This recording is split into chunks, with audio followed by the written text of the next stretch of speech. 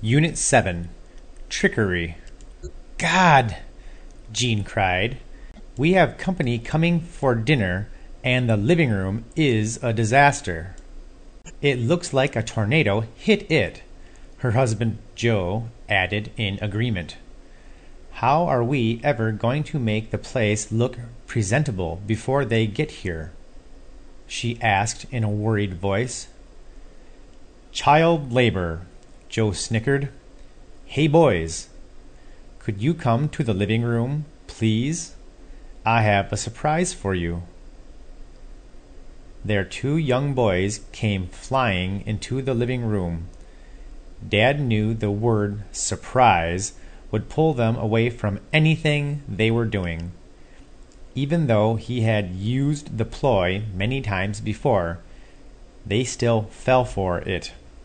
Yes, Dad, Jack said with a look in his eyes that said he was hoping for a new toy or a chocolate bar at the very least. Where's our surprise, Dad? Kyle, the younger of the two brothers, asked his father.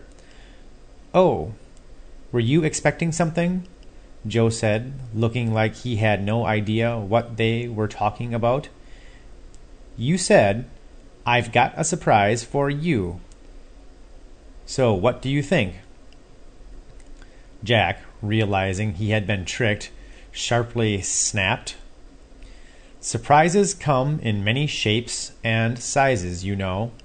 This surprise just happens to come in the form of work. Joe sounded like a deranged circus clown trying to lure small children into his tent. Jean could only shake her head at her husband's words.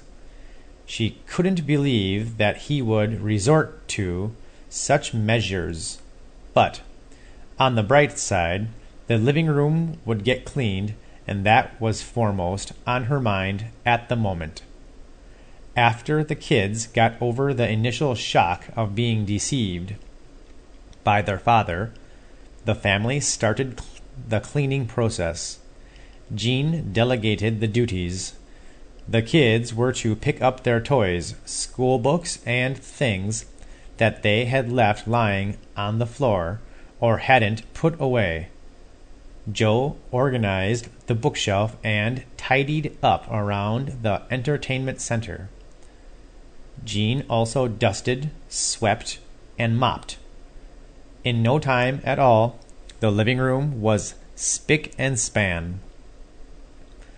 I feel bad about tricking you boys into helping us out, Joe confessed.